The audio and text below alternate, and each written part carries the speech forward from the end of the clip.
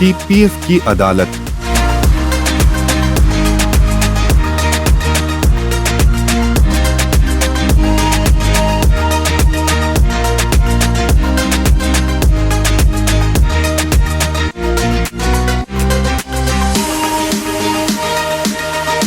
TPF की अदालत के आज के हमारे जज हैं श्री कमल किशोर जी तातेड़। जस्टिस तातेड़ जी का बचपन महाराष्ट्र के बुल्ढाना जिले के एक छोटे से गांव में बीता। आपने मुंबई से ग्रेजुएशन और गवर्नमेंट कॉलेज ऑफ लॉ से 1983 में एलएलबी की डिग्री हासिल की। अपने करियर की शुरुआत आपने उच्च न्यायालय और अपीलेट कोर्ट के वकील के तौर पर की। आपने वकालत के दौरान महाराष्ट्र एनिमल प्रिजर्वेशन कानून के कई मुकदमे लड़े और हजारों पशुओं को कत्लखाने से बचाया। सरकार के लिए भी आपने लैंड एक्विजिशन एक्ट के तहत कई मुकदमों को पैरवी की। श्री तातेड़ जी ने कई महत्वपूर्ण जजमेंट दिए हैं जो आज भी अन्य न्यायाधीशों के लिए मानक माने गए हैं। जुलाई 2008 में आप पदोन्नत होकर उच्च न्यायालय के जज के रूप में चुने गए और सन 2021 तक 13 वर्ष का आपका एक सफल कार्यकाल रहा। सेवानिवृत्ति के बाद आप Maharashtra state human rights commission chairperson जैसे महत्वपूर्ण पद पर अपनी सेवाएं दे रहे हैं। जस्टिस तातेड़ अपनी गंभीर और मर्यादा से परिपूर्ण कार्यशैली के लिए जाने जाते हैं। हमें विश्वास है कि तेरापंथ समाज और तेरापंथ प्रोफेशन फोरम को सदा आपकी सेवाओं का लाभ मिलता रहेगा और आज आपके जजमेंट का हम सभी हृदय से स्वागत कर सकें। टीपीएफ की अदालत के पहले मेहमान हैं श्री अनिल जी सिंघवी। आप राजस्थान में चित्तौड़ निवासी एवं मुंबई प्रवासी हैं। 1993 में सीए और सीएस की डिग्री हासिल करने से लेकर अब तक आपका 30 वर्ष से अधिक का मीडिया, फाइनेंशियल और कैपिटल सर्विस मार्केट का विशाल अनुभव रहा है। वर्तमान में आप व्यापार जगत के सबसे मशहूर चैनल जी बिजनेस के मैनेजिंग एडिटर के पद पर कार्यरत हैं। आपने सीएनबीसी आवाज चैनल में भी 13 साल तक कार्यकारी संपादक के रूप में अपनी सेवाएं दी हैं। टीवी के अलावा आप बीबीसी लंदन हिंदी, कई एफएम रेडियो चैनलों पर भी व्यापार जगत के कार्यक्रमों में एक्सपर्ट की भूमिका निभाते हैं। Best business anchor, icon of business journalism, most credible business journalist जैसे कई अवार्ड के अलावा पूर्व राष्ट्रपति श्री रामनाथ कोविंद जी की उपस्थिति में इन्वेस्टर एजुकेशन और फाइनेंशियल इंक्लूजिव के लिए सम्मानित हो चुके हैं। पूर्व में भी आप राष्ट्रपति आर वेंकटरमन जी के हाथों प्रेसिडेंट स्काउट अवार्ड प्राप्त कर चुके हैं। आपके नेतृत्व में जी बिजनेस को भी best business channel of the year 2021 का सम्मान मिला है। टीवी पर आप अपनी सकारात्मक सोच, सटीक एवं निष्पक्ष सलाह और सरल प्रस्तुति से लाखों निवेशकों का भरोसा जीत चुके हैं।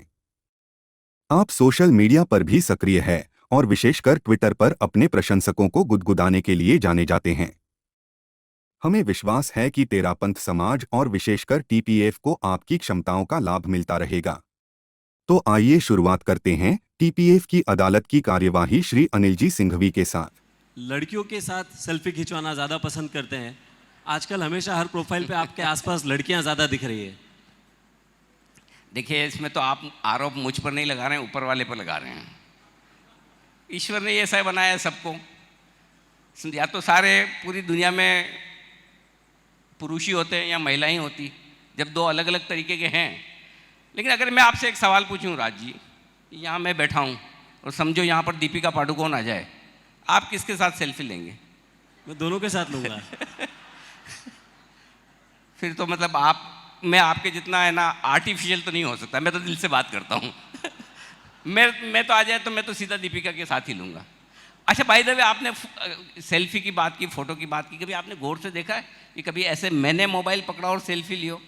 अगर महिलाएं आकर लेती है, मैं तो खड़ा हूँ ऐसे दोनों हाथ ऐसे रख के, अब कोई ले रही तो क्या करूँ, मना तो नहीं कर सकता है, मेरी फैंस है। और एक चीज़ बताऊँ आपको, ये जो ट्रेंड बदला है ये मार्च 2020 के बाद बदला है।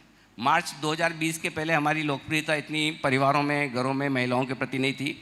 हुआ यूँ कि जब कोविड आया, पहले क्या होता था कि सब लोगों को बिजनेस चैनल देखना है, समझ में भी हिंदी आती है, बोलते भी हिंदी है, लेकिन जैसे आप किसी बिजनेसमैन, कोई चार्टर्ड अकाउंटेंट, हमारे जैसे जैन साहब है, बीसी जैन साहब, देखते हैं अनिल को, लेकिन समझो कोई क्लाइंट आया तो जैसे क्लाइंट आया केबिन में फटाक से इंग्लिश चैनल लगा लेंगे, बोले नहीं तो उसको क्या लगेगा, यार बीसी जैन साहब होके हिंदी चैनल देख रहे हैं, ये तो बड़ी एलएस वाली बात है। लेकिन हुआ ये कि जब कोविड के वक्त घर पे आप बैठे हैं, न मूवीज़ नहीं आ रही है, न सीरियल्स नए आ रहे हैं, न कोई स्पोर्ट्स है, ले दे के आप कितना सो लोगे। फिर देखना शुरू किया। घर पे तो आपको सबको पता है, भाभी को पता है, बच्चों को पता है, पिताजी को पता है कितनी इंग्लिश आती है, तो वहाँ तो हिंदी चैनल ही देखना है। देखते देखते आदत पड़ी। आपने देखा, आपकी धर्मपत्नी ने देखा, पिताजी माताजी ने देखा, बच्चों ने देखा, तो उनको समझ में आ गया कि देखना तो इसी को है, बाकी सब बेकार है, मोह माया है, कोई रखा नहीं है। तब से हमारी लोकप्रियता महिलाओं में बहुत बढ़ी है। तो माताओं बहनों को बहुत बहुत धन्यवाद मेरा, आपकी वजह से आपके घर में मेरा चैनल चल रहा है। अभी अभी आपने कहा कि आपको शोहरत का, नाम कमाने का या पब्लिक में दिखने का कोई शौक़ नहीं है, लेकिन सच्चाई तो ये है कि बम्बई की चकाचौंध ज़िंदगी के प्रति आपका इतना आकर्षण था कि आप घर से भाग के बम्बई आ गए थे। तो मैं थोड़ा आपको करेक्ट कर दूं, नाम कमाने का, शोहरत कमाने का शौक़ नहीं है, ऐसा नहीं है। पैसा देके पैसा देके नाम कमाने का शौक़ नहीं है, बाकी बिल्कुल है, 100% है। अभी भी चाहता हूँ और रोज़ ईश्वर से प्रार्थना करता हूँ कि जितना दिया है मेरी काबिलियत से ज़्यादा दिया है। मेरे माता पिता का मुझ पर आशीर्वाद है, इस वजह से मैं आज यहाँ तक पहुँचा हूँ। मैं वाकई में इतना काबिल नहीं हूँ जितना मैंने पैसा कमाया है, जितना मैंने इज्जत कमाई है। मैं हमेशा ये प्रार्थना करता हूँ कि जितना मिला है वो बना रह जाए, वो भी काफ़ी, और ना बढ़े तो कोई बात नहीं। लेकिन जहाँ तक सवाल है, हाँ थोड़ा आप कह सकते हैं कि मैं घर से भागा हुआ हूँ, थोड़ा भागा हूँ, पूरा नहीं भागा। हुआ यूँ कि जब मैं 8वीं क्लास का मैंने एग्ज़ाम दिया था, तब से मेरे दिमाग में बैठ गई थी कि सीए करना है, और सीए मुंबई जाकर करना है। तो हुआ है कि जब गर्मी की छुट्टियों में जब हमारे सारे बच्चे हैं तो दादा के घर पे, दादा के घर पे, नाना नानी के घर पे जाते हैं। मैं हमारे वहाँ लोकल चार्टर्ड अकाउंटेंट थे, उनके ऑफिस जाया करता था। तो 2-3 महीने हमेशा मैं उनके वहाँ काम सीखता था सीए वाला। तो जब तक मैं ग्रेजुएट हुआ, मैं पूरे सीए की बैलेंस शीट ऑडिट करना सब कुछ सीख गया था। मतलब एक आर्टिकल क्लर्क से ज़्यादा मुझे आता था उस वक्त। तो हमारे जो लोकल सीए, जब ग्रेजुएशन हुआ, मैंने सोचा कि अब मैं मुंबई जाऊँगा। पापा जी को मैंने बोला मुझे सीए करना है, मुंबई जाना है। तो उन्होंने ओपिनियन ली उन सीए साहब से। उन्होंने बोला अरे कहाँ भेजते हो अनिल को, मैं सीए करवा के दूंगा गारंटी। तो पापा जी ने बोला कि ये तो गारंटी ले रहे हैं। मैंने कहा वो गारंटी मेरी ले रहे हैं, मैं नहीं लेता, करनी तो मुझे है। फिर उन्होंने कहा कि आप मुझे, अनिल को मुझे 3 साल के लिए दे दो, गोद एडॉप्ट कर लेता हूँ, सीए बनाकर अपनी फर्म में पार्टनरशिप दे दूंगा। अब इससे ज़्यादा किसी पेरेंट को और क्या ऑफर मिल सकता है चित्तौड़ जैसी छोटी जगह में। तो मेरे फादर ने कहा कि नहीं, इससे ज़्यादा क्या होगा, वो सीए बना के भी दे रहे हैं। मैंने कहा वो तो बनाना चाहते हैं, मैं बनूंगा कि नहीं। मेरे धुन ये थी कि मुझे जाना मुंबई है, कुछ बड़ा करना है, कुछ हट कर करना है। तो फिर हुआ यूँ, बीच का रास्ता निकाला। मेरे एक मौसा जी इंदौर, मैं वहाँ पहुँचा। मैंने कहा मैं ज़रा उनसे मिल के आता हूँ। और वहाँ से मौसा जी को कहा कि मुझे ज़रा बॉम्बे भेज दो, मुझे सीए यहाँ से नहीं करनी है, ना इंदौर से करनी है, ना चित्तौड़ से करनी है, मुंबई से करनी है। क्योंकि शुरू से ये दिमाग में था कि कुछ अलग करना है, कुछ बड़ा करना है, कुछ हटकर करना है। और उसके लिए मुझे ये लगा कि मुंबई सही जगह है। और उसके बाद मेरे पिताजी ने भी उसके लिए मुझे स्वीकृति दी, इसलिए पूरा नहीं भागा, थोड़ा सा भागा था। पसीने मेरे आपके सवालों से छूटे, गर्मी की वजह से नहीं। जी, अभी अभी आपने कहा कि आप बम्बई ग्लैमर की वजह से नहीं आए, पैसे कमाने के लिए आप बम्बई आए। लेकिन सच्चाई तो ये है कि आपने ग्लैमर के चक्कर में अच्छी खासी नौकरी छोड़ दी और एकदम नॉमिनल स्टाइपन पे एक टीवी चैनल में काम कर लिया। जी, कितने लोगों को लगता है कि मेरी नौकरी खराब है? आप में से किसी को लगता है? अच्छा, आप में से कितने लोग मेरी जैसी नौकरी करना चाहते हैं? कहाँ खराब है सर मेरी नौकरी, सब तो मेरे जैसे बनना चाहते हैं। ये बात सही है कि मैंने एक कैलकुलेटेड रिस्क ली मेरी लाइफ में। जब मैं 35 साल का था, एक नया हिंदी बिजनेस चैनल खुलने की तैयारी में था, CNBC आवाज़। और तब मुझे एक कॉमन फ्रेंड के थ्रू पता चला कि वो लोग एक ऐसा बंदा देख रहे हैं जिसको हिंदी अच्छी आती हो, जिसकी बिजनेस और स्टॉक मार्केट पे अच्छी पकड़ हो, और जो वो जर्नलिस्ट हो। तो तीनों क्वालिटी एक साथ मिल नहीं रही थी। सो फाइनली हमारी 8-9 महीने तक बात चली, कुल मिला के उन्होंने मुझे सेलेक्ट कर लिया, सेटल हो गया। अब जब मैंने ज्वाइन किया तो जो सैलरी मैं ले रहा था उससे आधी सैलरी पे मुझे जॉब ऑफर किया गया था।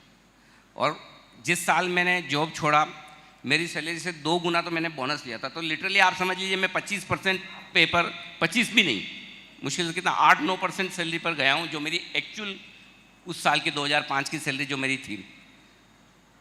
मुझे सब लोगों ने पूछा कि भाई तुम ठीक तो कर रहे हो कि इतना बढ़िया अच्छा खासा जॉब है। और मैं जिस जॉब में था 3 साल तक मैं एम्प्लॉय ऑफ द ईयर था। मुझे मेरे ऑफिस में टाइगर बोलते थे कि अनिल को कोई भी काम दे दो करके ले आएगा। लेकिन मैंने ये सोचा कि मेरे जैसे हजारों अनिल सिंह भी हैं, लेकिन अगर मैं कुछ अलग कर गया, कुछ बन गया, तो वाकई में फिर बात बन जाएगी। तो वो कैलकुलेटेड रिस्क मैंने इसलिए ली, और इसलिए भी ली कि मैं 35 साल का था, 3-4 साल की सेविंग मेरे पास में थी, 2 डिग्री सी और CS की हाथ में थी। मैंने कहा इधर दुकानदारी नहीं चली तो वापस आ जाएंगे, डिग्री तो हाथ में है, कुछ न कुछ करेंगे, 1-2 लाख रुपए महीने का कमाना कौन सी बड़ी बात है। तो ये सोच के मैंने कैलकुलेटेड रिस्क ली। बिल्कुल इस बात को मैं एग्री करता हूँ। अनिल जी, अभी अभी आपने कहा कि जब लड़कियां आपके साथ सेल्फी खिंचाने आती है आप बड़ा सिमट के इस तरह से रहते हो। सच्चाई तो ये है कि आपने शादी करने से, निर्मला जी के साथ शादी करने के पहले 1 नहीं 2 नहीं कुल 36 लड़कियां देखी। ऐसी क्या उम्मीद रख रहे थे आप? एक ही चीज़ है जिसमें मैं अपनी गलती स्वीकार करता हूँ कि पहली हो या 36वीं हो, लॉटरी किस में लगेगी पता नहीं। वो लॉटरी वाला काम है। आधा घंटे में 1 घंटे में आप क्या पता कर लोगे। जैसे आप आधा घंटे में मुकदमा चला के क्या कर लोगे, वैसे मैं भी आधा घंटे में क्या कर लूँगा।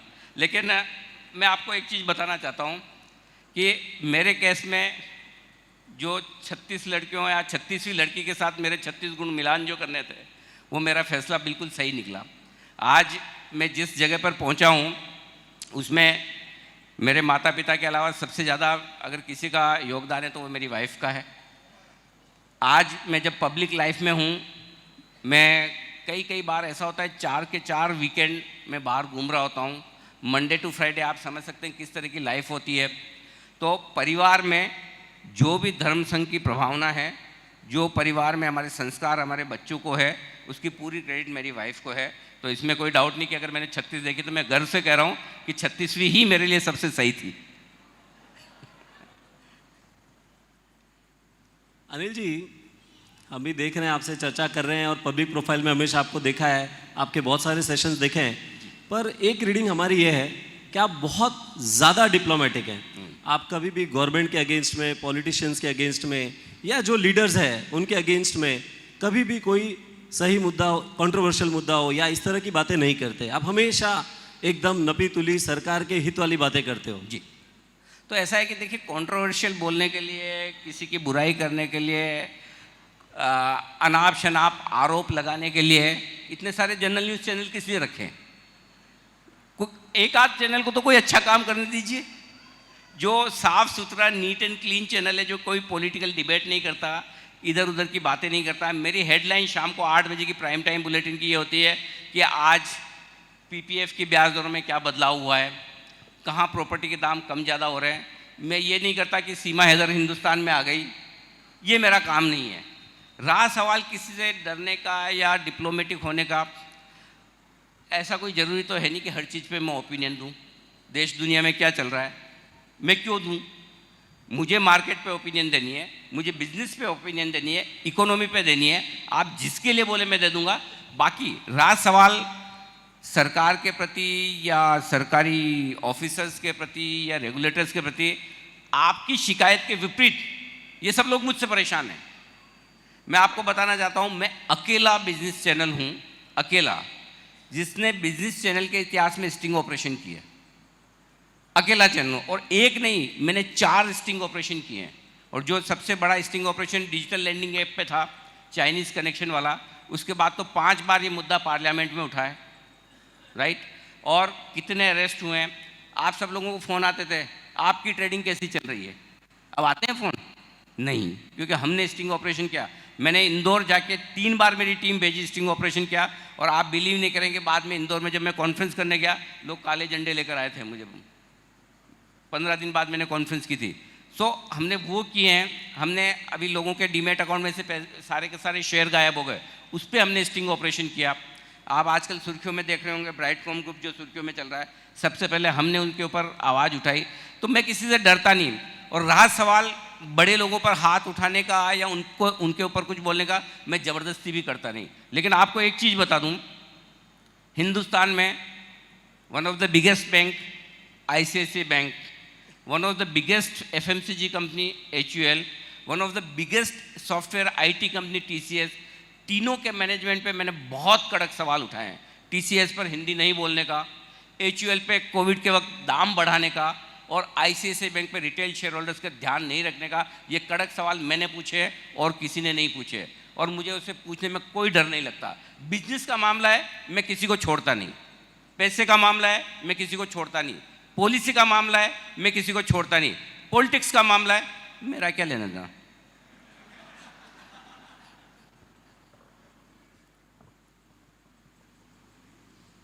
आपके बहुत सारे टॉपिक्स में या डिस्कशंस में हमेशा कहीं ना कहीं एक फीलिंग आती है कि मीडिया कहीं ना कहीं बिकाऊ है, कहीं ना कहीं ये जो बिजनेस चैनल्स है मैनिपुलेट करते हैं, कंपनीज के शेयर्स को ऊपर नीचे करते हैं या किसी भी तरीके से, बट फीलिंग ये आती है पब्लिक को कि मीडिया बिकाऊ है। देखिए, ऐसा है कि मीडिया बिकाऊ है, ये वही लोग बोलते हैं जो मीडिया को खरीद नहीं पाते हैं। जो लोग खरीद लेते हैं वो कभी कंप्लेन नहीं करते, चुपचाप खरीद लेते हैं। ये मजाक की बात है। राज्यों ने सीरियस नोट, हर एक प्रोफेशन में कुछ अच्छे लोग होते हैं, कुछ खराब लोग होते हैं। ज़्यादातर अच्छे होते हैं, कुछ खराब होते हैं। आपको पता है हिंदुस्तान में करप्शन की सबसे बड़ी वजह क्या है? हिंदुस्तान का प्राइम मिनिस्टर है, उसकी सैलरी होगी मुश्किल से महीने की 8-10 लाख रुपए, साल की मुश्किल से 1-2 करोड़ रुपए की उनकी सैलरी है। हिंदुस्तान की एक कंपनी है टीसीएस, उसके एमडी सीईओ की सैलरी 100 करोड़ रुपए है। एक ऐसा आदमी जो हिंदुस्तान का सीईओ है, पूरे देश का सीईओ है, वो पूरे देश को बेच सकता है, इतना पावर उसके पास है, उसको मिलता है 1 करोड़। एक वो आदमी है जिसका पावर सिर्फ एक छोटी सी कंपनी तक सीमित है। सबसे बड़ी प्रॉब्लम करप्शन की जो हिंदुस्तान में 5 पावर पिलर्स हैं हिंदुस्तान में। सबसे ऊपर पॉलिटिशियंस, उसके बाद हमारे जज साहब की जुडिशरी, उसके बाद ब्यूरोक्रेट्स, पुलिस और मीडिया। इन पांचों के पास अनाप शनाप पावर है। क्या इनके जो पावर है उनके पावर के हिसाब से इन्हें पैसे मिलते हैं? जवाब है ना। जब तक आप किसी भी प्रोफेशन को उसके पावर के हिसाब से आप उसको रेम्यूनरेट नहीं करोगे, करप्शन कभी खत्म नहीं होगा। तो करप्शन खत्म करने का सिंपल सॉल्यूशन ये है कि हिंदुस्तान के सीईओ को सैलरी हमेशा इन्फोसिस टीसीएस के सीईओ से ज़्यादा मिलनी चाहिए। मिलनी चाहिए, नहीं मिलनी चाहिए? करेक्ट। सो लेकिन मैं इस हिसाब से कहीं करप्शन को जस्टिफाई नहीं करता। मैं मेरी चॉइस से मीडिया में आया हूँ, आप अपनी चॉइस से, सर अपनी चॉइस से जुडिशरी में आए, ये हमारी चॉइस है। इससे हमको करप्शन करने का राइट नहीं है। लेकिन हर प्रोफेशन में कुछ अच्छे लोग होते हैं, मीडिया में भी कुछ % लोग होंगे जो बिकते होंगे, गलत काम करते होंगे, मैं मना नहीं करता। लेकिन एक चीज़ कह सकता हूँ, हमारा प्रोफेशन उतना खराब नहीं है जितना पॉलिटिशियंस का है, और हमारा प्रोफेशन आपके प्रोफेशन से भी बहुत अच्छा है। कैसे मैं समझा दूँ? इनके प्रोफेशन में 50% लोग खराब हैं। अरे भाई, आधे लोग तो मुकदमा वही लड़ते ना जिनको पता है कि इनका मुवक्किल क्या करके आया है, फिर भी फीस मिलती तो लड़ते ना। हम कम से कम उतने खराब नहीं है, 1-2% हो सकते हैं, 5% हो सकते हैं, आपसे बेहतर है। अनिल जी ने बड़े कन्वीनियंटली बाजी इस तरफ घुमा दी। पर अनिल जी, एक बात तो माननी पड़ेगी कि आप लोग अपने स्वार्थ के लिए, अपना खुद का नफा करने के लिए मार्केट को थोड़ा बहुत तो मैनिपुलेट कर ही लेते हो। आपको क्या लगता है मेरे पास कितने पैसे होंगे? हमको नहीं पता। देखो, बैंक में एक चीज़ बताऊं, ये बहुत लोगों की गलत फहमी। मैं जहाँ भी जाता हूँ काफ़ी लोग मेरा इंट्रोडक्शन कराते हैं, ये अनिल जी बोलते हैं तो स्टॉक 10% 20% ऊपर हो जाता है, 10-20% नीचे हो जाता है। ये गलत फहमी न मेरे को है न आपको किसी को होनी चाहिए। मेरे बोलने से कुछ नहीं होता, ये होता है कुछ तो आपके करने से होता है। मैं तो बोल रहा हूँ, शेयर मैं थोड़ी खरीद रहा हूँ या बेच रहा हूँ, शेयर खरीदने बेचने वाले तो आप हैं। और आप क्यों खरीदते बेचते हैं? या तो आप उस खबर पर भरोसा करते हैं या खबर देने वाले पर भरोसा करते हैं। तो ये आपका भरोसा है जो शेयरों को ऊपर नीचे कर रहा है। मैं कुछ नहीं कर रहा, मैं कौन हूँ करने वाला। लेकिन एक चीज़ बताऊँ, कई बार हम पर ये इल्ज़ाम आता है कि आपके बोलने से, भाई अब सिंपल सी चीज़ है, लोगों को कोई न्यूज़ चाहिए, कोई व्यूज़ चाहिए, मैं नहीं दूंगा तो कोई और देगा। क्योंकि आज गुरुदेव की कृपा से मैं सबसे ज़्यादा पॉपुलर बिजनेस एंकर हूँ, लोग मुझे ज़्यादा फॉलो करते हैं तो मेरे बोलने पे शेयर ऊंचे नीचे हो जाते हैं, लेकिन ये ऊंचे नीचे करने का जिम्मेदार मैं बिल्कुल भी नहीं हूँ।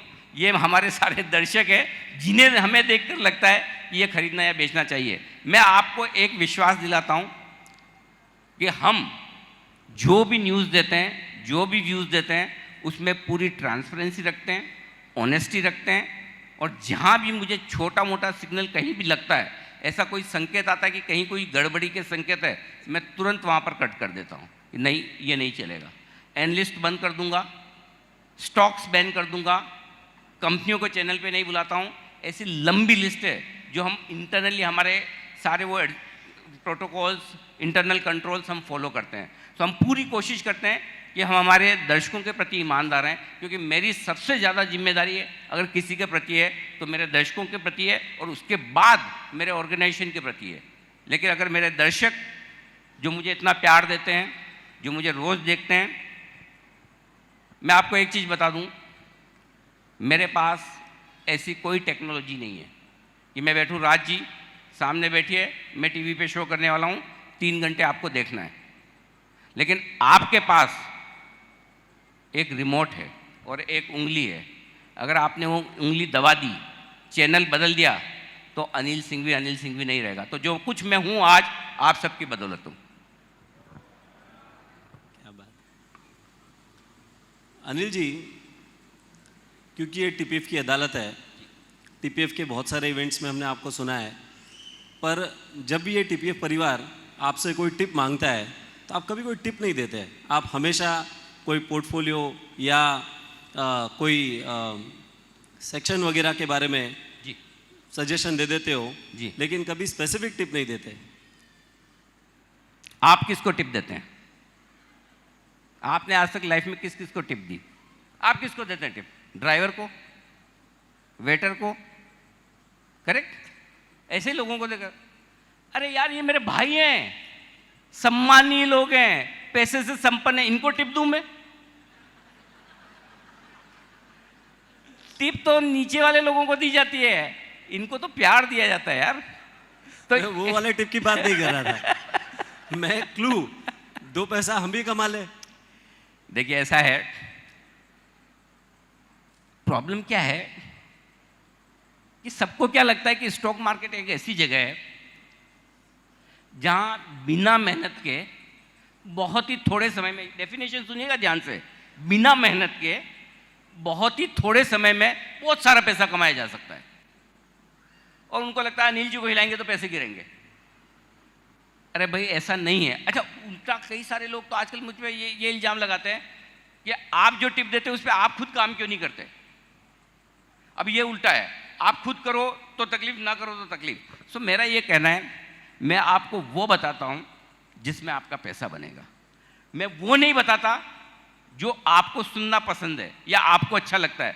आपको क्या अच्छा लगता है वो इंपॉर्टेंट नहीं है, आपके लिए क्या अच्छा है वो इंपॉर्टेंट है। इसलिए मैं कहता हूं इन्वेस्ट करिए, पोर्टफोलियो बनाइए, अच्छे म्यूचुअल फंड्स में पैसा डालिए, रेगुलर इन्वेस्टमेंट करिए, ये टिप विप के चक्कर में मत पड़िए। बहुत बहुत धन्यवाद। तो क्योंकि ये टीपीएफ की अदालत है, टीपीएफ के सारे मेंबर्स यहाँ हैं, तो मैं चाहूँगा अगर कोई अपनी ओर से अनिल जी से अगर कोई प्रश्न पूछना चाहे। मेरी रिक्वेस्ट यही है राज जी से और आप सब लोगों से, सवाल पूछे तो थोड़े मुश्किल वाले पूछेगा, बहुत आसान सवाल पूछें, थोड़े टफ चाहिए सवाल। खाली एक ही रिक्वेस्ट है कि जो भी प्रश्न पूछे जाए गेस्ट की गरिमा को ध्यान में रखते हुए ना पूछना चाहिए, कोई दिक्कत नहीं, जो पूछना चाहे पूछे।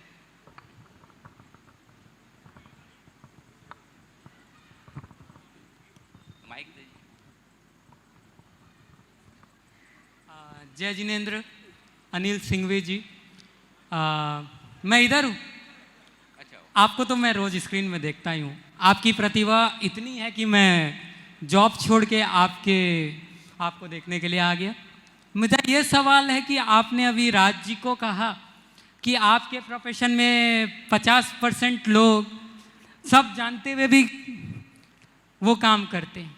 तो मैं एक प्रिंसिपल कोट कर रहा हूँ जो हमें लॉ कॉलेज में पढ़ाया गया कि आप percent is innocent until proved guilty. तो आप क्या चाह रहे हैं कि हम उन्हें पहले ही गिल्टी मान के बोल दे कि आप जेल जाइए? इस पे आप कुछ कहना चाहेंगे? आपका सवाल क्या, मैं समझा नहीं। मैं ये कह रहा हूँ कि आपने कहा कि हम एडवोकेट, अच्छा आप भी एडवोकेट हो? या। ओहो, मैं तो अकेला ही एडवोकेट, तो बहुत सारे मेरे तो बचाव में कौन आएगा? आपने ये कहा कि हम सब जानते हुए भी उनको रिप्रेजेंट करते हैं, जी, हम जी, कहते हैं आई फाइट यू विन। हाँ, तो मैं आपसे पूछना चाहता हूँ, क्या हम उन्हें पहले ही गुनेगार मान ले बिना रिप्रेजेंटेशन करे? जज साहब सामने है, वो मुस्कुरा मेरा रहे सवाल हैं। आपसे ये है कि अगर आपको पता है कि वो गुनाहगार हैं तो आप नहीं लड़ते? आपको तो पता होता है, 90% केसेस में आपको पता है होता है कि गुनाह किया है या नहीं किया, लेकिन फिर भी लड़ते हैं। वो आपकी प्रोफेशनल प्रैक्टिस है, मैं उसमें नहीं जाना चाहता। लेकिन मैं एक चीज़ पक्का बोलता हूँ कि अगर मैं एक उंगली आप पर उठा रहा हूँ तो 3 मेरी तरफ वापस से आती है। तो अगर राज जी मुझे ये कहेंगे कि मेरा प्रोफेशन गंदा है, एक उंगली मेरी तरफ है तो 3 उनकी तरफ आती है। तो बस उतना ही मेरा कहना है। मैं ये नहीं कहता कि मीडिया एकदम पाक साफ है, हर प्रोफेशन में अच्छे लोग होते हैं, खराब लोग होते हैं, परसेंटेज ठीक ठाक रहे बस। हम डिस्टिंक्शन मार्क्स से अच्छे हैं बस। जी अनिल जी सिंघवी, मैं आपसे एक जी बात पूछना चाहता हूँ जी जी कि CNBC न्यूज़ चैनल से आपको जी बिजनेस में क्यों जाना पड़ा? इसके पीछे आपका निर्णय कैसे रहा और ऐसा निर्णय क्यों किया गया है? जी, बहुत अच्छा सवाल है। मुझे 13-14 साल हुए CNBC में। मैं नंबर 2 की पोजीशन में काम करता था और मेरी लाइफ में एक मुझे प्रॉब्लम है, जब भी मैं कंफर्टेबल हो जाता हूँ अपने प्रोफेशन से, अपने काम से, और वही चीज़ मुझे बड़ा डिस्कम्फर्ट देना शुरू करती है कि मतलब अब what next, what is the next challenge. तो 12-13 साल 14 साल काम करने के बाद मुझे लगा कि अब मैं नंबर 2 पोजीशन पे फिक्स हूँ, अच्छा कर रहा हूँ, चैनल बढ़िया है। CNBC उस वक्त 85% मार्केट शेयर पे बैठा था, नया कुछ चैलेंज था नहीं मेरे पास में। और मैं 3:30 बजे ऑफिस से निकल जाता था अपनी शो करके। 45 साल की उम्र में गिटार सीखने की कोशिश कर रहा हूँ। फिर मैंने सोचा ये थोड़ी लाइफ है, अभी बहुत कुछ करना है, और अगर बहुत कुछ करना है तो उसके लिए कुछ रिस्क लेनी है। मैंने ज़िंदगी में एक ही चीज़ सोची कि मुझे पता है as a player I have a place in my team, मुझे टीम से कोई नहीं निकाल सकता, लेकिन can I be equally good as a captain? अगर मैं टीम को लीड करूं तो क्या मैं उतना ही अच्छा हूं? और तब मैंने सोचा, और तब जी बिजनेस में बड़ा स्ट्रगल चल रहा था, 15% का मार्केट शेयर था। वो ये लोग सोच रहे थे कि चैनल चालू रखें या बंद करें, बड़ी मुश्किल थी फाइनेंशियली भी, व्यूअरशिप वाइज भी। तो मैंने कहा कि चलो एक ट्राई किया जाए। अब ट्राई करने में भी है कि एक तो सचिन तेंदुलकर फिरोज शाह कोटला के फील्ड पे दिल्ली में सेंचुरी मारे, सामने बांग्लादेश की टीम है, और दूसरा मेलबर्न में जाके ऑस्ट्रेलिया के सामने सेंचुरी मारे। मज़ा तो तभी है ना, पिच भी मेलबर्न की और बॉलर्स भी ऑस्ट्रेलिया के हो। तो हमने कहा बॉलिंग अटैक करने दो CNBC को, हम मेलबर्न की पिच में खेलेंगे, उबड़ खाबड़ पिच जी बिजनेस की, और जीत के दिखाएंगे। इस जज्बे के साथ मैंने परिवर्तन किया। मैंने कहा कुछ चैलेंज लाइफ में लिया जाए, और आप सबकी शुभकामनाओं की वजह से, गुरुदेव के आशीर्वाद की वजह से, मेरे माता पिता सबके बुजुर्गों के हमारे आशीर्वाद की वजह से आज ज़िंदगी में पिछले 5 साल में थोड़ा बहुत कुछ हासिल कर पाया हूँ। आप सोचिए 12-15% के मार्केट शेयर से आज हम 65-70% के मार्केट शेयर पर बैठे हैं। 18 साल के इतिहास में पहली बार ऐसा हुआ है कि CNBC नंबर 2 हुआ है। नहीं तो कोई सोच भी नहीं सकता था ज़िंदगी में कि कभी कोई CNBC को भी पीछे कर सकता है। लेकिन ये सब आप लोगों के प्यार और विश्वास का नतीजा है कि हम ये कर पाएँ। बहुत बहुत धन्यवाद। अनिल जी हमारे साथ नीचे अवेलेबल रहेंगे। हेलो, तो एक अनिल जी नमस्कार। नमस्कार। मैं पिछले 2 साल से लगातार आपका शो एवरीडे देखता हूं, और मैंने ये देखा है कि विषम परिस्थितियों में भी, और कई बार जो पैनलिस्ट होते हैं या जो एक्सपर्ट्स बुलाते हैं उनके साथ बातचीत करते हुए आप कभी भी अपना टेम्पर लूज़ नहीं करते। तो मैं ये जानना चाहता हूं कि ऐसी स्थिति में आप इतना कूल कैसे रह रहे थे? घर से आदत पड़ जाती है सर। एक्चुअली ये क्या है कि है ना, ये आदमी जो CA कर लेता है ना, तो उसके बाद उसके लाइफ में सारी चीज़ें मतलब अपने आप ठीक हो जाती है। इतनी घिसाई होती है CA करने में, मतलब 14-14, 15, 16, 18 घंटे पढ़ाई करो, बॉस की सुनो, हॉस्टल में हॉस्टल के वार्डन की सुनो, रूममेट की सुनो, मतलब सबकी सुनते सुनते आदमी एकदम पक जाता है, तैयार हो जाता है, फिर लाइफ में कुछ भी कर सकता है। लेकिन रहा सवाल इस पॉजिटिविटी का, देखिए मैं आपको एक चीज़ बताता हूँ। मैं 94 की बात है, 94 में जब NSE ने शुरुआत की थी अपने कैपिटल मार्केट की ट्रेडिंग की। मैं तब से NSE के साथ मतलब इस एक्सचेंज के साथ जुड़ा हुआ था। और उस वक्त मेरे एक मित्र थे, JNE सुराना साहब डॉक्टर थे, वो मेरे को मिलने आए। वो NSE का सिस्टम देखने आए और 3-4 घंटे मेरे साथ बैठे और उन्होंने मुझे देखा और बोला कि अनिल तुम शाम को क्लिनिक पे आओ। मैंने कहा क्यों सर? बोले नहीं आओ। फिर उन्होंने मुझे पूछा कि तुम कितनी बजे ट्रेडिंग टर्मिनल पे बैठते हो? मैं बोला 10 बजे। कितनी बजे उठते हो? 3:30 बजे। बीच में क्या करते हो? 4, 5, 6 चाय पी लेता हूँ। कुछ खाते पीते हो? लंच करते हो? मैंने कहा लंच तो 4:30, 5 बजे करता हूँ। 3:30 बजे मार्केट बंद होता है, फिर कन्फर्मेशन, कॉन्ट्रैक्ट नोट, ये वो। ये 94-95 की बात है। उन्होंने बोला कि देखो ऐसा है, ब्लड प्रेशर चेक किया, ज़्यादा था। बोले कि तुम्हारा तो ब्लड प्रेशर है। मैंने कहा अब क्या करना है? बोले एक दवा देता हूँ, खा लेना। मैंने कहा कब तक, कितनी? बोले लाइफ लॉन्ग। मैंने कहा यार ये क्या बात है, 23-24 साल की उम्र में लाइफ लॉन्ग ब्लड प्रेशर की दवा?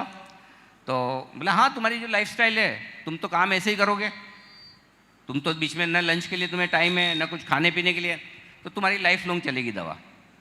मैंने कहा नहीं मुझे ये नहीं करना। और क्या तरीका है? बोला लाइफस्टाइल प्रॉपर करो। और सुराना साहब तो अब डॉक्टर साहब रहे नहीं, लेकिन उन्होंने मुझे वो ज़िंदगी में, मैंने कहा सुराना साहब मैं 15 दिन बाद वापस आऊँगा आपके पास, चेक करवाऊँगा, मैं दवा नहीं खाऊँगा। और तब से मैंने दिमाग में बिठा लिया लाइफ को डिसिप्लिन के साथ रखो, खाने पीने का संयम रखो और स्ट्रेस लो मत, स्ट्रेस दो। तो मैं देने का काम करता हूँ, उसमें मुझे डबल मजा आता है, अपना भी निकल जाता है, दूसरों को भी मिल जाता है। ये मजाक की बात है, लेकिन एक्चुअली है ये कि हमारा प्रोफेशन ऐसा है। आप लोग जो स्टॉक मार्केट में इन्वेस्ट करते हैं ऑलरेडी इतना स्ट्रेस में रहते हैं, और ऊपर से मैं अगर मुंह फुला के स्ट्रेस में लेके बाल पकड़ के सर पकड़ के बैठ जाऊं, अरे गिर गया मर गया अब क्या होगा? अरे बॉस कुछ नहीं होने वाला है। अपने तो मारवाड़ी में कहावत है, जहाँ पैसा गिरा वहीं ढूंढना है, यहाँ खोया यहीं से कमाना है। इसलिए बिल्कुल फंडा क्लियर रखता हूँ, मस्त रहता हूँ। और एक और चीज़ कहता हूँ, मेरा डे टू डे मार्केट में कोई इन्वॉल्वमेंट होता नहीं है, और इसलिए मुझे कोई फ़र्क पड़ता नहीं है। जो मन में आता है, जो डेटा बोलते हैं, जो एनालिसिस होता है, वो बिल्कुल सटीक इसलिए होता है कि मैं कभी बायस होकर एनालिसिस नहीं करता। बहुत बहुत धन्यवाद। Last 2 questions please, only last 2 questions. Sir Anil ji, मेरे से आपसे एक छोटा सा सवाल है कि दिन में तो 24 घंटे होते हैं, तो आप अपना 24 घंटे में से कितना घंटा डेडिकेशन करते हैं कि अगले दिन मुझे बोलना है? फिर कंपनी पे रिसर्च करते हैं, क्या आपकी दिनचर्या कब से शुरू होती है? दूसरा मेरा ये एक छोटा सा सवाल है, इंडिया की इकोनॉमी 5 ट्रिलियन होने वाली है करके हमारे प्रधानमंत्री जी दावा कर रहे हैं, तो आप अगले दशक के लिए, अगले 10 साल के लिए ऐसा कौन सा सेक्टर होगा जो 5 ट्रिलियन इकोनॉमी को, हम हिंदुस्तानी 140 करोड़ है आबादी, तो 140 से आगे बढ़ेगी, क्या हम 5 ट्रिलियन को भी पहुंच सकते हैं? Is it fact? And sector कौन सा होगा जिससे हम लोग, कंपनी स्पेसिफिक नहीं, sector specific, if you can. पहली चीज़ तो ये कि सुबह 5 बजे मैं हर रोज़ उठता हूँ, 5 सवा 5 बजे उठता हूँ। वहाँ से मेरी लाइफस्टाइल शुरू होती है, और मॉर्निंग का तो हर एक मिनट मतलब फिक्स है कि क्या करना है क्या नहीं करना है। कि 1 मिनट ब्रश करने का, 2 मिनट शेव करने का, 2.5 मिनट नहाने का, मतलब बिल्कुल टाइम टेबल के साथ चलते हैं। रात को सोने के पहले ज़रूर एक नियम है कि जब तक मेरा पूरा डेटा एनालिसिस नहीं होता, मेरी पढ़ाई नहीं होती है, चाहे मैं रात को 12 बजे आऊँ घर, 1 बजे आऊँ, 2 बजे आऊँ। अभी मैं केन्या गया था, मैं केन्या से 3:30 बजे सुबह घर पहुंचा, 2:30 बजे मेरी फ़्लाइट लैंड हुई, लेकिन उसके बावजूद मैंने पौन घंटा पढ़ाई की, डेटा बनाए, नोट्स बनाए, उसके बाद सोया। उससे क्या फ़ायदा है? ना बना के सोऊं तो मुझे दिन में पूरे दिमाग में स्ट्रेस रहता है, जल्दी उठना है, काम करना है। इससे बढ़िया है कि पहले कर लूँ, करना तो उतना ही टाइम लगना है, तो कम से कम जितना भी सोऊं चैन से तो सोऊं। तो इसलिए मैं पहले अपना रोज़ दिन का, आप ये समझ सकते हैं ब्रॉडली, मेरा 1.5 से 2 घंटा पढ़ने में जाता है। लेकिन पढ़ने में मैं एक चीज़ बोल दूं, मैं सिर्फ डेटा देखता हूं, न्यूज़ देखता हूं, कंपनी का एनालिसिस करता हूं। मैं कभी आज तक मेरी लाइफ में मैंने स्टॉक मार्केट रिलेटेड कोई बुक नहीं पढ़ी, किसी भी, वॉरेन बफेट साहब से लेके किसी की भी, पीटर लिंच से लेके, मैंने कोई बुक नहीं पढ़ी। इसलिए नहीं कि वो लोग विद्वान नहीं है, वो बहुत विद्वान है, लेकिन मैं जो भी बोलता हूँ मैं अपने ओरिजिनल थॉट्स बोलता हूँ। मैं किसी को पढ़कर या सुनकर अपने थॉट्स नहीं बनाना चाहता, और न मैं बनाता हूँ, इसलिए मैं किसी को पढ़ता नहीं। सो मेरा सिंपल फॉर्मूला है, अपनी पढ़ाई करो, अपना एनालिसिस करो, सही हुआ तो भी अपना है, गलत हुआ तो भी अपनी जिम्मेदारी है। रहा सवाल 5 ट्रिलियन इकोनॉमी का, 100% आप और हम जरूर देखेंगे। और मुझे लगता है कि ये टारगेट भी छोटे हैं। वक्त आने वाला है, हिंदुस्तान का सबसे बढ़िया पीरियड चल रहा है और अभी लंबा चलेगा। ये कोई 1-2 साल की, 5 साल की या 1-2, 5-10 हज़ार पॉइंट की तेज़ी नहीं है, ये बहुत बड़ी तेज़ी है। ये गेम चेंजिंग तेज़ी है हिंदुस्तान की, जो आप और हम सब मिलकर देखेंगे। और इसमें मैं आपको बताऊं, अगर कोई थोड़ा भी ढंग का, हल्का सा समझदार एवरेज इन्वेस्टर है तो भी पैसा बनाएगा। आपको एक्स्ट्रा ऑर्डिनरी स्मार्ट होने की जरूरत नहीं। वो कहते हैं ना कि जिस तरफ पानी का बहाव है, आप खाली नाव में बैठ जाएं, अपने आप आगे चलते जाएंगे, ये वैसा बहाव है।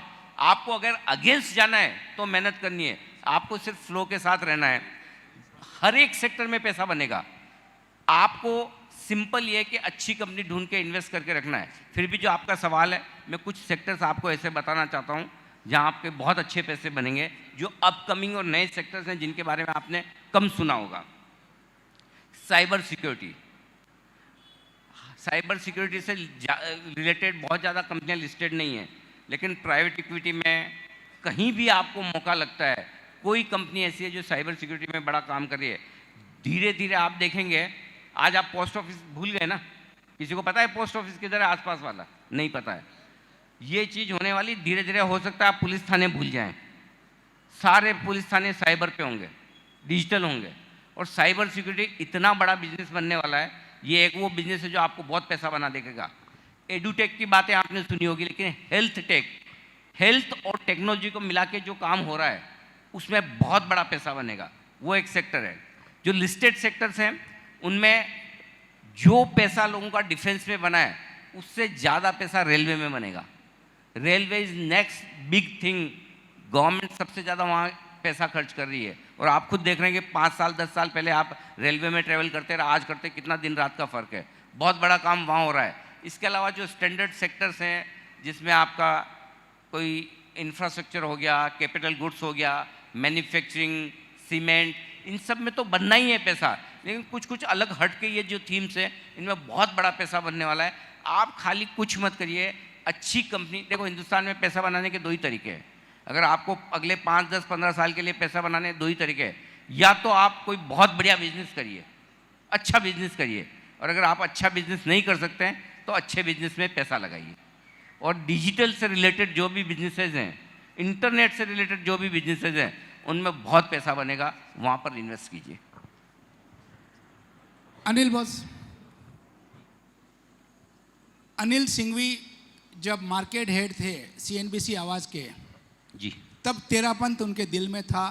4 लाइव शो किए थे और TPF का भी एक पहला कदम किया था। जी। क्या कारण रहे कि मैनेजिंग एडिटर होने के बाद जी बिजनेस में तेरापंथ का एक भी लाइव प्रोग्राम नहीं हुआ? देखिए, उस वक्त कुछ प्रोग्राम्स ऐसे थे जो स्पॉन्सर्ड थे हमारे पास, और उन स्पॉन्सर्ड प्रोग्राम को मैं किस तरह से समाज के साथ जोड़ के कर सकता था, वो मैंने कोशिश की। होता ये कि हम जो भी प्रोग्राम करते हैं, ग्राउंड इवेंट करते हैं, तो उसकी एक सर्टेन कॉस्ट आती है। अब किसी न किसी को वो कॉस्ट लेनी है। अब मेरी कोशिश ये होती है कि मैं 2 तरीके से काम कर सकता हूँ। या तो मैं कोई ऐसा स्पॉन्सर मुझे मिल जाए जो वो कॉस्ट खर्च करने को तैयार हो, तो मैं साथ में जोड़ लूँ। और अगर वो न कर पाऊँ तो जब भी पंकज जी ओसवाल आदेश करते हैं कि TPF के लिए आकर, या तेरापंथ समाज के लिए आकर, या जैन समाज के लिए किसी के भी लिए आकर कोई प्रोग्राम करना होता है, तो मैं पहुंच जाता हूं। तो मैं जितना अपनी कैपेसिटी में कर सकता हूं, अगर आज आप स्पॉन्सर लेके आ जाएं, हर महीने 2 प्रोग्राम कर दूं मैं।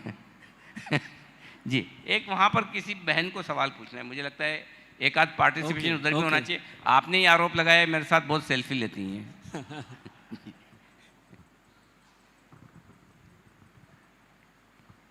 जय जिनेंद्र। जय जिनेंद्र। अनिल अंकल, अभी AI का ज़माना है, सॉरी हाँ, अंकल कह रही। हाँ, नहीं इतना तो मतलब अनिल जी, अभी बिना, AI का आज मैं ज़माना, बिना मेकअप के हूँ इसलिए शायद आपको ओरिजिनल लग रहा हूँ। जी। AI का ज़माना है अभी, और कहते हैं कि सब कुछ पर्सनलाइज्ड है। तो जहाँ पर स्टॉक्स भी आजकल ChatGPT में अगर आप अपना पर्सोना डाल दें, तो पूरा का पूरा आपकी हिस्ट्री को एनालाइज करते हुए आपको किस में करना चाहिए, क्या आपकी स्ट्रैटेजी होनी चाहिए, बता रहा है। तो जहाँ पर कंप्यूटर इतना स्मार्ट होता जा रहा है और हर एक के लिए पर्सनलाइज होता जा रहा है, नॉट जस्ट कि सबके लिए सिंगल, बट हर एक के लिए अपना पर्सनल रिकमेंडेशंस जहाँ पर आ रहा है, वहाँ पर एक ह्यूमन कैसे कीप अप कर पाएगा कि वो हमेशा इस एआई मॉडल से बेटर प्रिडिक्ट करके बता पाएगा कि नहीं ये बेटर है और ये नहीं बेटर है। AI is not competitive, it is complementary. Definitely. ठीक है, हमारा AI से कोई कंपटीशन नहीं। AI किसने पैदा तो हम नहीं किया है, ह्यूमंस ने, राइट। आर्टिफिशियल इंटेलिजेंस के पीछे पहले इंटेलिजेंस है, उसके बाद आर्टिफिशियल है, और आर्टिफिशियल तो आर्टिफिशियल ही होती है, ओरिजिनल ओरिजिनल होती है, right. Xerox can never be better than original, isn't it, right. So मेरा ये कहना है कि हर एक टेक्नोलॉजी काम की है, लेकिन कोई भी टेक्नोलॉजी कंप्लीट नहीं है। आप उसका फ़ायदा उठाइए, आप अपने आप को एनालाइज करने में, अपने पोर्टफोलियो को एनालाइज करने में आप उसकी मदद लीजिए, रिकमेंडेशंस लीजिए। सुनना सबकी, करना मन की। End of day stock market सिर्फ दो चीज़ों से ड्राइव होता है, grid and fear. Unfortunately machine और टेक्नोलॉजी में ये दोनों इमोशंस हैं नहीं। मोशन और इमोशन दो बहुत अलग चीज़ है, भाव और भावनाएं, राइट। स्टॉक मार्केट के भाव भावनाओं पे चलते हैं, सिर्फ मशीन पे नहीं। सो हमारी इम्पोर्टेंस कम हो सकती है, हो सकता है एआई के बाद आप ज़्यादा नुकसान करें तो बढ़ भी सकती है, यू नेवर नो, बट सबका अपना अपना रोल है। जितना फ़ायदा आप टेक्नोलॉजी का ले पाएँ तो लीजिए, हमें कोई फ़र्क नहीं पड़ता। हमारे लिए टेक्नोलॉजी एक सपोर्टिंग फैक्टर है, न कि competitive factor, simple. Anil ji, यहाँ टीपीएफ के आध्यात्मिक पर्यवेक्षक डॉक्टर मुनि रजनीश कुमार जी बैठे हैं। हमारे मुंबई के दो धुरंधर मुनि बैठे हैं जो वाव के हैं लेकिन मुंबई के मानते हैं, और दो हमारे जूनियर मुनि बैठे हैं। तो मैं चाहूँगा इन पांच में से एक आपको कोई क्वेश्चन करें, और जागृत मुनि मैं आपसे चाहूँगा कि आप अनिल जी के एक क्वेश्चन पूछें। आराध्य के चरणों में वंदन, विराजमान मुनि श्री के चरणों में वंदन। एक प्रश्न मेरा ये था कि जैसे आप संसार की एंकरिंग करते हो, एक तरह से अर्थ की एंकरिंग करते हो, आपके बोलने मात्र से अर्थ जो है या शेयर मार्केट वो ऊपर नीचे हो जाता है। तो हमने देखा है कि जैसे संसार का आप संभालते हो, हमने श्रीमती जी को भी देखा है, तो वो काफ़ी हम देखते हैं कि धार्मिक है, आना जाना होता रहता है, तो उन्होंने वो कोटा पूरा संभाल करके रखा है। अब मेरा क्वेश्चन ये है जी कि उन्होंने तो वो कोटा संभाला है, पर आप कब अर्थ से परमार्थ की एंकरिंग चालू करोगे कि जिससे कितने लोगों को कितना रूपांतरण आ सकता है? तो यही मेरा प्रश्न था। मथन दामी, मैं करूँगा ये निश्चित है, और मैं आध्यात्मिक जीवन की तरफ भी आगे बढ़ूँगा ये भी निश्चित है, और इसकी प्रेरणा भी मुझे मेरे पिताश्री से ही मिली है। वो जब तक बैंक मैनेजर थे, उन्होंने अपनी प्रोफेशनल लाइफ पूरी ईमानदारी से, पूरी मेहनत से और इस लगन से जी कि उनके साथ वाले सब लोग कहते थे कि सिंघवी साहब आप इतना काम क्यों करते हो, क्या ज़रूरत है। लेकिन जब वो रिटायर हुए, रिटायर होने के बाद उन्होंने जो पूरा अपना समय, अपना जीवन समाज सेवा में लगाया, धर्म संघ के लिए लगाया। आचार्य जी ने उन्हें श्रद्धांजलि श्रावक से भी अलंकरण किया। तो हमारे में संस्कार उन्हीं के हैं। मैं ये समझता हूँ कि हर चीज़ का एक वक्त होता है, और मेरे लिए आध्यात्मिक उन्नति करने का भी एक शायद समय थोड़े वक्त में आएगा। रहा सवाल परमार्थ का, तो मैं यही कहना चाहता हूँ कि जो कुछ मेरे पास है, छोटी मोटी थोड़ी सी बौद्धिक संपदा है, तो वो मैं कोशिश करता हूँ अपने साधार्मिक भाइयों के बीच में किसी तरह से, मुझे कोई गलतफहमी नहीं कि मुझे देखकर सुनकर सारे लोग एक बहुत अच्छा इन्वेस्टर बन जाएंगे, सब लोग बहुत पैसे कमा लेंगे, ऐसी गलतफहमी मुझे बिल्कुल भी नहीं है। मैं सिर्फ ये चाहता हूँ, अगर आप पैसे कमा रहे हैं पहले से, मुझे देखकर थोड़े ज़्यादा कमा लें। अगर आप इन्वेस्ट करके नुकसान कर रहे हैं, मुझे देख के थोड़ा कम कर लें। मैं आपसे बेहतर आपको गाइड कर पाऊँ, इतनी मेरी इच्छा है, और मैं पूरी दुनिया बदल नहीं सकता, मुझे ऐसी गलतफहमी है नहीं। मुझे देखकर अगर 2, 3, 4, 5% लोग बदल कर अच्छे इन्वेस्टर बन जाए तो मेरा जीवन सफल है। तो मैं सिर्फ एक ही चीज़ चाहता हूँ कि जिस वक्त जो मैं काम कर रहा हूँ उसे मैं पूरी ईमानदारी से और पूरी लगन से करूँ। और इस वक्त मुझे लगता है कि अभी मथन थोड़ा ऐसा समय है मेरा जहाँ मुझे थोड़ा और प्रोफेशनली लाइफ में आगे बढ़ने की इच्छा है। आपका गुरुदेव का पूरी कृपा में मुझ पे बनी रहे, परिवार पे बनी रहे, आशीर्वाद बना रहे, कुछ और परिवार का समाज का नाम कर पाऊँ, यही मेरी इच्छा है। बहुत बहुत धन्यवाद। तो अब मैं रिक्वेस्ट करूंगा हमारे जज साहब जस्टिस के तातेड़ साहब से कि वो अपना फैसला सुनाएं।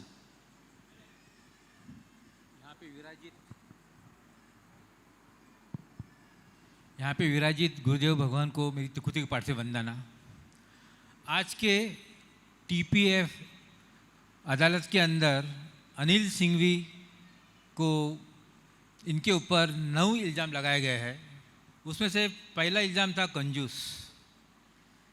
पर ये कंजूस जो इल्ज़ाम लगाया गया है उसका उन्होंने बहुत अच्छी से जवाब दिया है कि उनके ये संस्कार उनको पिताजी से मिले हैं कि राइट हैंड से अगर दान कर दो लेफ्ट हैंड को पता नहीं होना, और लेफ्ट हैंड से कर दो राइट हैंड को नहीं पता चलना चाहिए। ये बहुत बड़ी बात है।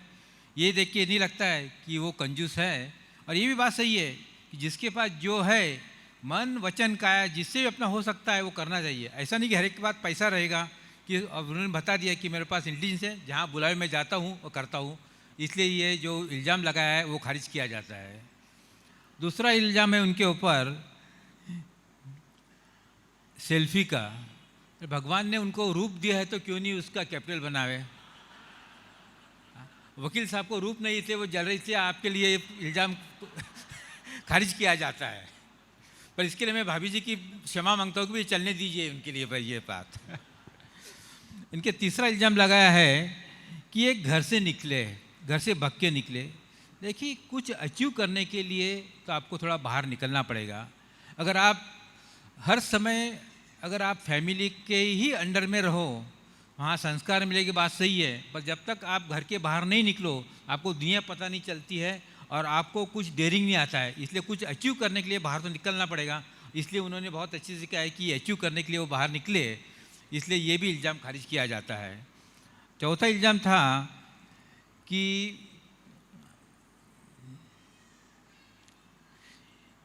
वो ग्लैमर के कारण नॉमिनल पे के ऊपर भी काम कर लेते हैं। देखिए काम बड़ा छोटा नहीं है। आप छोटे काम से करते करते ही बड़े काम पे पहुँचते हो, उसमें ही चैलेंज मिलता है। कभी भी आप एकदम आखिरी के सीढ़ी के ऊपर जाकर खड़े नहीं रहते हो, आपको फर्स्ट सेकंड थर्ड फोर्थ पे जाना पड़ता है।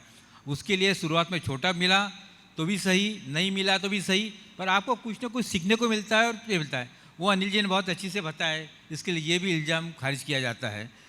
और पाँचवा उन्होंने लगाया है, ये तो बहुत ही पर्सनल है उनका, ये 36 गर्ल्स उन्होंने देखा है। ये तो बात सही है कि डायमंड चुनने के लिए थोड़ी बहुत मेहनत तो करना पड़ती है, तभी उनको डायमंड मिला है, इसलिए ये भी इल्ज़ाम खारिज किया जाता है। अब छठा उनके पर लगाया है, टू डिप्लोमेटिक है वो। अब डिप्लोमेटिक तो जियो और जीने के ऊपर उन्होंने ये अर्थ बनाया है इसका लिया। अब उन्हें बताया है कि ना तो वो किससे डरते हैं, उन्होंने स्टिंग ऑपरेशन, बड़े बड़े स्टिंग ऑपरेशन भी किए हैं। ये किस बेसिस पे किए, ये कोई डिप्लोमेटिक के ऊपर नहीं किए उन्होंने। डिप्लोमेटिक हर एक चीज़ में रहती है, पर वो करते समय अगर आप ट्रू फैक्ट्स अगर समाज के सामने ला के रखो तो उसमें आपकी जो इज्जत बढ़ती है वो बाकी दूसरे में नहीं बढ़ती है। इसलिए ये भी इल्ज़ाम खारिज किया जाता है उसके तरफ। नेक्स्ट इल्ज़ाम उनके ऊपर लगाया गया है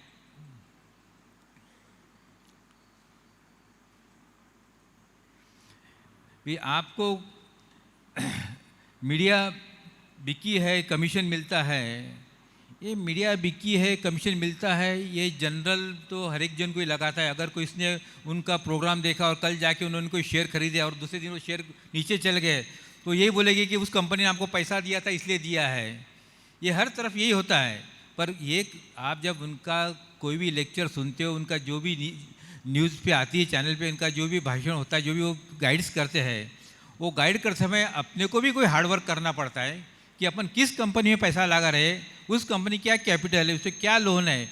पब्लिक वो तो जानना नहीं चाहती है, वो तो सोचती है कि भले अनिल सिंघवी जी ने बोल दिया ले लो, हमने ले लिया। अरे पर ले लिया उन्होंने किस हिसाब में बोला, कब बोला, वो देखना चाहिए। इसलिए ये मीडिया बिकाऊ है, ये भी इल्ज़ाम खारिज किया जाता है। नेक्स्ट इल्ज़ाम इनके है कि वो मार्केट मैनिपुलेट करते हैं और उसे अर्न आउट करते हैं। ये मार्केट मैनिपुलेट करना ये तो उन्होंने पहले बता दिए, उनका काम है कि एनालिसिस करके मार्केट में क्या चालू है, किस कंपनी में क्या है, उसका वो पूरा स्टडी करके सामने रखते हैं। पर आखिरी में जो मार्केट ऊपर नीचे होता है वो तो वहाँ उस कंपनी के डायरेक्टर जो मैनेजमेंट है वो क्या करती है उसके ऊपर डिपेंड है। हो सकता है बैलेंस शीट बहुत अच्छी बताई है पर नेक्स्ट ईयर में उनके दिमाग में क्या है वो कह नहीं सकते। इसके लिए जो परचेस करता है उसी को ही एनालिसिस करके लेना पड़ता है। इसलिए जो मार्केट मैनिपुलेट करते हैं ये भी कोई सही नहीं है, ये भी इल्ज़ाम उनका खारिज किया जाता है। अब लास्ट आपने लगाया है कि वो टिप्स देते नहीं है, पर मैंने बहुत खूबी से टिप का अर्थ निकाला है, टिप देना। उन्होंने बोला इतने बड़े बड़े लोगों को मैं क्या टिप दूँ, मैं तो टिप दूँ तो कोई होटल में जाके दूँ तो बात अलग है। पर ये भी बात सही है कि अभी तक मैंने भी कभी देखा नहीं कि अनिल जी ने कभी अच्छी टिप दी कि ये परचेस करो और आप ऊपर हो जाओगे। ये इल्ज़ाम तो सही है उनके ऊपर कि इल्ज़ाम लगता है कि आगे से कम उन्होंने TPF फोरम में आते हैं तो कम से कम एक हफ्ते के लिए 2 टिप तो दे के जाना चाहिए कि जिससे सबका भला हुए और TPF को भी डोनेशन आवे उसके तरफ से। तो ये बात सही है कि ओवरऑल उनका देखे जाओ तो उन्होंने जो बताया उसको ये पता चलता है कि आखिरी में ज़िंदगी में ऊपर आना है तो हार्ड वर्क है, हार्ड वर्क के पीछे कुछ नहीं है। जैसे उन्होंने बताया कि फॉरेन से आने के बाद रात में भी वो 2 बजे पहुंचने के बाद भी आधा घंटा पौन घंटा एनालिसिस करके डेटाबेस करके नेक्स्ट डे वो चैनल पे जाते हैं। ये सबसे बड़ी खूबी है। इसलिए I have to congratulate him, he can continue except tip charge, you have to follow that one. Thank you.